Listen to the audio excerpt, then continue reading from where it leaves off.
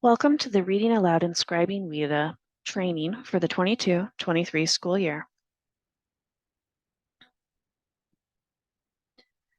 The WIDA assessment suite includes multiple assessments, like the screener in multiple varieties and the access in multiple varieties. This training covers only the accommodations for online access for ELLs and the WIDA screener online. Teachers administering any other assessment should consult the WIDA Accessibility and Accommodations Manual for information or contact Kiana Hennigan, that's me, in assessment at extension 4057 with any questions. We'll start with in-person human reader, or IR. This is the oral presentation of test content to an eligible student in a separate setting. About human reader students. In-person human reader is also known as IR or read aloud. It is a support for students who could not sufficiently demonstrate their content knowledge without the text being read aloud, including incidental text.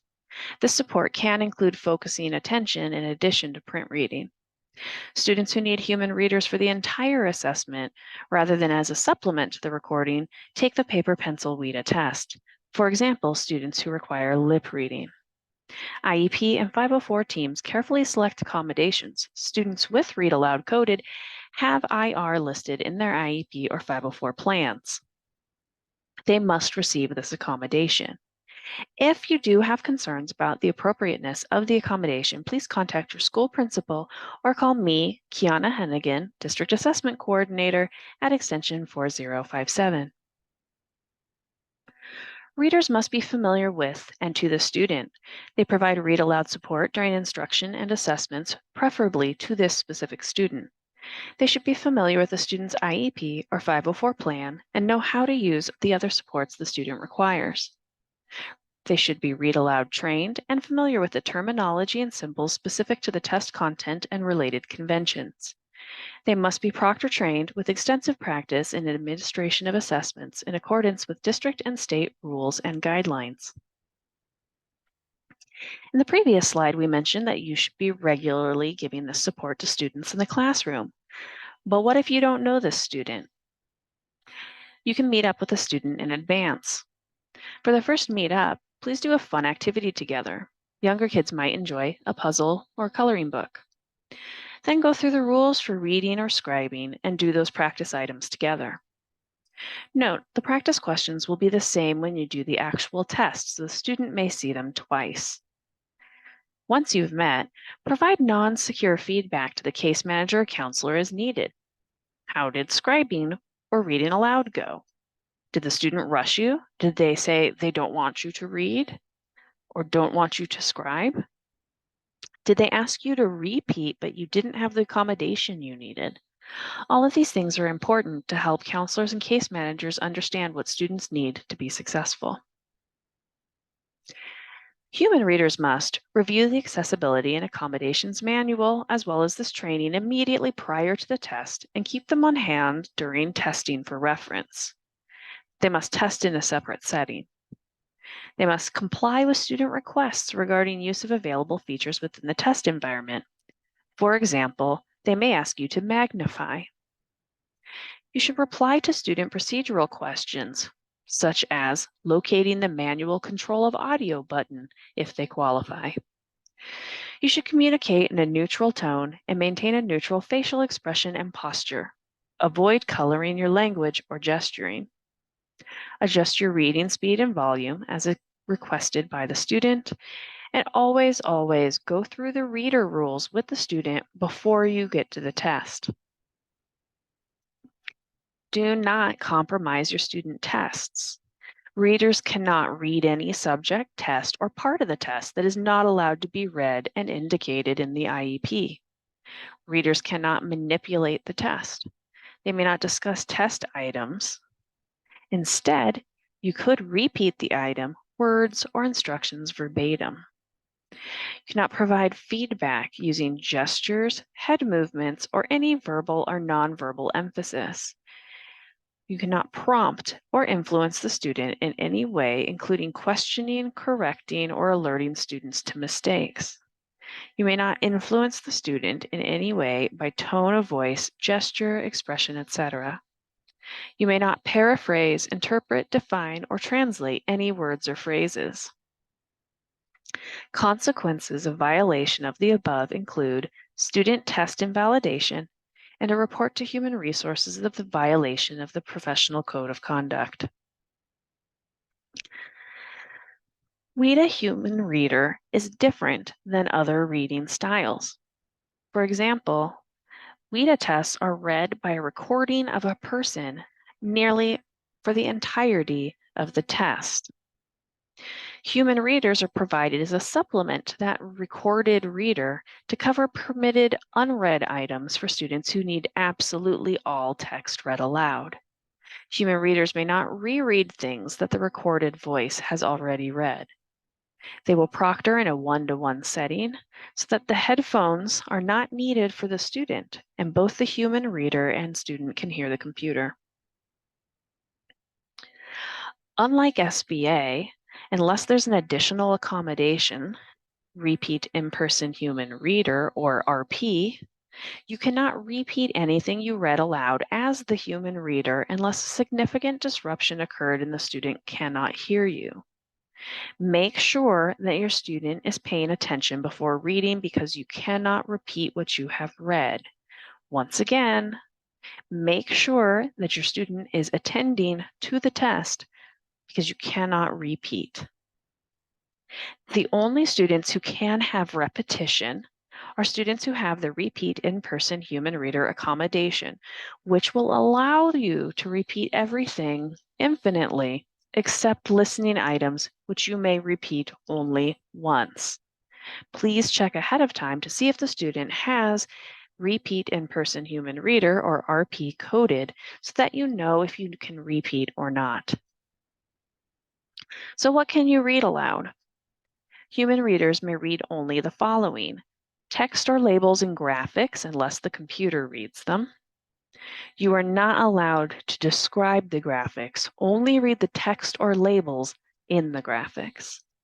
You may also read listening answer choices, writing task text if not already read by the computer.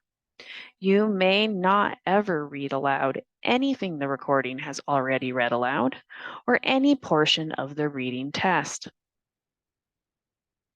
Let's look at some options. What can I read in the listening test?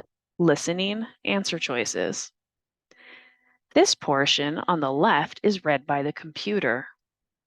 This portion on the right is read by the human reader. A human reader might read it this way. They would run their finger down the choices, pointing to each as you say 3, 5, 6. What about the reading test? What can I read in the reading test? Nothing. There is no human reader option in the reading test. You do not need to attend the reading test at all if you are not the proctor. What about writing task notes? What can you read there? Secondary students in the BC writing tier may get supplementary notes to use as a source for their long write. If it is not read aloud by the recording, you can read it aloud for the student in a logical order. Typically, in English, we read left to right, so my advice is to start on the left. Point to the text you are reading and say, Maya Angelou. Then proceed to read the paragraph. Then move to the next box. Point to the text you are reading. Say, Thurgood Marshall. He became, and so on. What can I read? Text and graphics. Human readers should read only the text in the graphic which was not read by the computer. They should never describe or explain an image. There are steps to reading a graphic. Listen to the computer reader. Note if the text in the graphic was read or not. If it was not read, review the item and think about how you're going to read it. Start with the title if there is one, and then pick a logical order and read the rest of the text. Do not describe or explain the image. For this graphic, I might point and say, student's favorite subject. Then I might point and say, math. Then point to the English and say, English. Then point to the word science and say science. Then I might point to number of students and then run my finger up the y-axis saying 0, 1, 2, 3, 4, 5, 6. Remember, start with the title, pick a logical order, read the rest of the text. Do not describe or explain the image. If I were to point to the blue bar above math and say math, that would be too much. Instead, point to the word math and say math. Time for a quiz. Which is the right way to read? Take a look at the image on the left. Do you read it this way? 1. After the students finished the poster, they hung it on the wall. The picture shows 2 students holding up a poster, and the poster says, "Come support our soccer team. Date, April 21st. Time, 5:00 p.m. Place, Red Bridge High School." Or do you read it this way? Number 2. Point to the line as you read it aloud. "Come support our soccer team. Date, April 21st. Time, 5 p.m. Place, Redbridge High School." Neither. This was a trick question. Note, this is the reading test. We're not going to read it out loud at all. How about this one? How would you read this graphic? Run your finger up the y-axis and say 0, 1, 2, 3, and so on. Or option 2, point and say onion, point to the broccoli and say broccoli, point to the radish and say radish, point to the pepper and say pepper, and then run your finger up the y-axis and say 0, 1, 2, 3, and so on. Remember, we don't describe our images, so option number 1 is the correct option. You would read aloud only the numbers. When you're a human reader, you'll want to adhere to the style guide. Read all the text exactly as punctuated. For example, pauses at periods and raised intonations for questions. Do not verbalize any punctuation marks other than ellipses and quotation marks as noted below. For an ellipses, when you're signaling missing text, pause briefly and read as ... For quotations, say quote and end quote at the beginning and end of quoted material, respectively. When text is emphasized, for example, bolded, italicized, underlined, or all caps, tell the student how the words are printed. The word emphasis is bolded. Readers should not emphasize words that are not emphasized in print. When you're preparing to read aloud, before the testing, you're going to complete your training requirements, which is proctor training and reviewing the manual, and of course, this training. You're going to review IEP and 504 plans, as well as any assigned supports, and make sure that you understand the technology and supports that your student will use. You can always call me at extension 4057 for help. Then meet with the student to do the practice tests. Explain how WIDA Read Aloud works. If you're the regular WIDA reader, please explain how WIDA is different than SBA. Whenever you're reading aloud, do your best to follow the protocols that you can that are consistent with state testing. This makes it easier for students to transition from classwork to test work. On your day of testing, you will review the WIDA Accessibility and Accommodations Manual and have it on hand. You will review all other identified accommodations and supports as well. You will go back over how reading aloud works with your student in brief. Then you will follow the protocols outlined in the manual and this training during administration. You will contact your school coordinator if you feel you have made an error. We know that errors happen, and you should feel comfortable talking about a mistake and making sure that it doesn't impact the student in a negative way or a positive way. After testing, collect up secure items and return them to the school coordinator. This includes rosters, test tickets, scratch paper. Talk to the case manager or counselor if you had concerns about how the reading went. Like if the student told you not to read You weren't really sure what to do. But be sure you don't disclose any test content, including student responses, to anyone unless you have a safety concern for the student. Breaching test security has serious consequences for you and your student. So, if student safety is not a concern, please don't reveal any test content. Let's do a brief check for understanding about Read Aloud. 1. You notice that the student just gave an incorrect answer that you know they should have gotten right. You've been their classroom reader and you know they were just being careless. What should you do? Should you say and do nothing? Tell the student that they should think about their lesson from earlier today, or tell the student to check their work before moving on? That's right. You should say and do nothing. It's important that the work be a valid example of what the student thought at that time. 2. Your student asks you what a word you just read means. What should you do? If the word is not directly related to the answer, you should define it. B. Point to an image of the word on the screen. C. Reply, do your best work. I cannot help you with that. Do your best work. I cannot help you with that. Remember, anything that's in the student booklet needs to be the student's own work. And you cannot repeat and you cannot define. 3. Your student asks you to read something. Under which situations should you read it? The student has the repeat reader accommodation and needs you to read the listening choices a third time.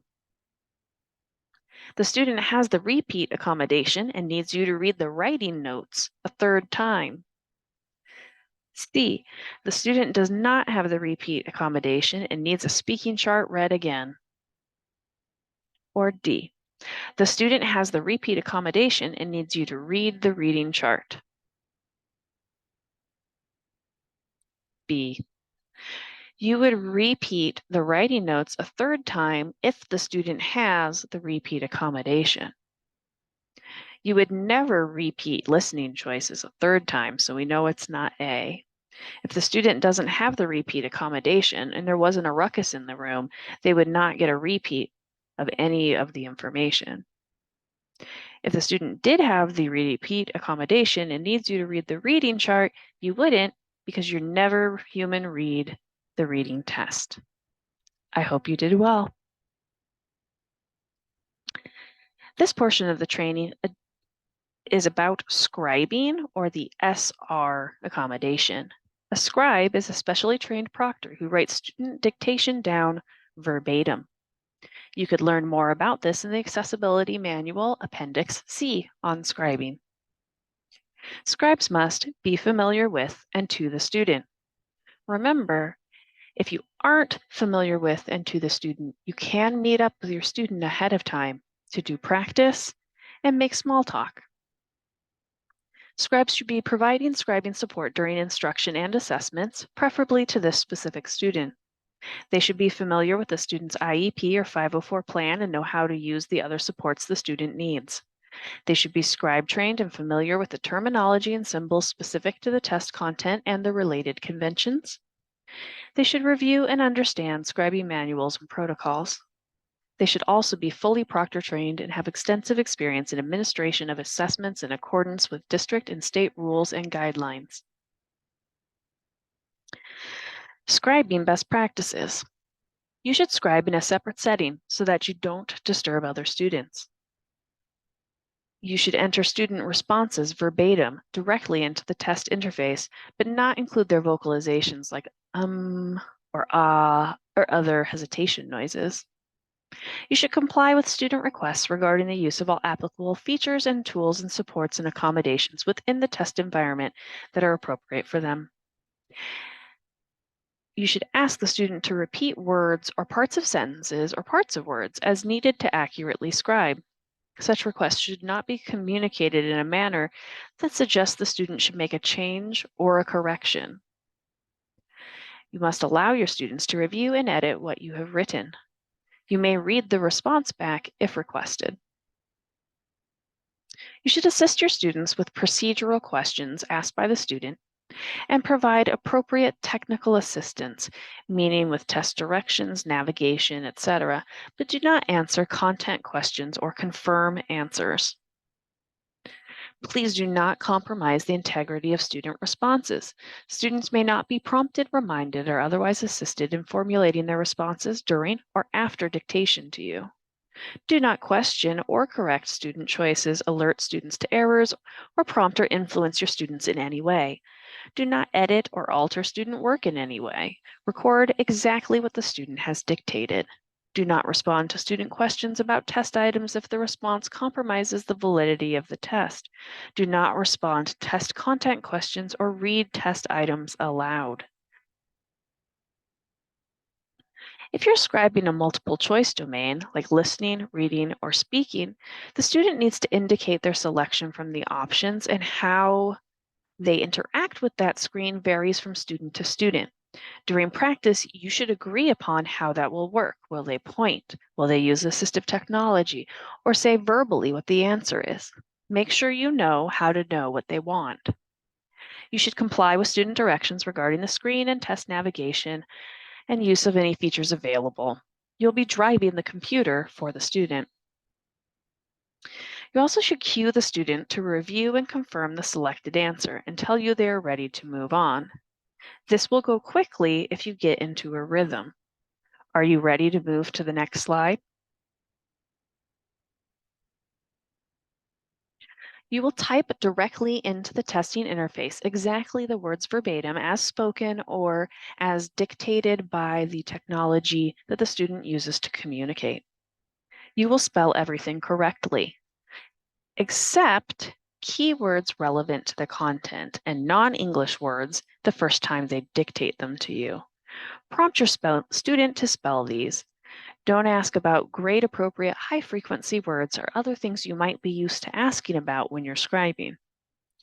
Do not capitalize words or punctuate text unless the student specifies during dictation, such as capital D, do not capitalize words or punctuate text, comma, unless the student specifies during dictation. Proof. You need to prompt your student to proofread to add punctuation, capitalization, formatting, and make other edits. Make all the students' requested changes, even if they are incorrect, and have the student correct anything that they want to in their response. They should confirm when they're done. Do not move on until the student indicates that they are ready. Preparing to scribe before you test. Complete training requirements. That's the proctor training and reviewing WIDA scribing guidelines, as well as this quiz. Review IEP and 504 plans to make sure that you understand the technology and supports your student will use. And finally, review how you will scribe and practice with the student on the practice items before you do the test. Sometimes students will be climbing a tree and break an arm during testing season. That's very common. So if you do need to have an emergency scribe due to something like an injury, principals must first file an incident report to request scribe access. Do not let a student who needs to test with a scribe start the test without their scribe, but don't scribe for a student unless that scribe access has been approved. Only experienced scribes should act as emergency scribes. Emergency scribes are required to meet with the student before the test to talk about how scribing works and complete practice ahead of time. Remember, scribing is a skill, but dictating to a scribe is also a skill. On the day of testing, you should review the WIDA Accessibility and Accommodations Manual and have it on hand. Pay special attention to the differences between subject tests. Go back over how scribing works in brief to ensure that the student understands how scribing will work. Follow the guidelines from the manual and this training during administration. Contact your school coordinator if you feel that you may have made an error during scribing. After testing, please collect up any secure items and return them to your school coordinator. This includes test booklets, scripts, tickets, rosters, scratch paper, and the like. Talk to the case manager or counselor if you had any concerns about how scribing went. Like if you showed up to scribe the test and the student wouldn't let you scribe. But please do not disclose any test content, including student responses, to anyone unless you have a safety concern for the student. Breaching test security has serious consequences for you and your student. That was a lot. To learn more about accommodations on various assessments, you could see guidelines on tool supports and accommodations for state assessment, SBA and WACUS Read Aloud guidelines, scribing protocols, and simplified test directions guidelines. Or review the WIDA Accessibility and Accommodations Manual to learn more about WIDA accommodations. You can reach out to me, Kiana Hennigan, Assessment Coordinator at Extension 4057, Beth DeGrace in Special Services, or another director for your school, or Christy Gooding or Allie McElwee, Multilingual Learning Facilitators. We're all standing by to help you do the best job possible, scribing and reading aloud. Thank you very much for joining me today. I'm sure you're going to do a great job, but if you run into any trouble, you can call 4057 for help.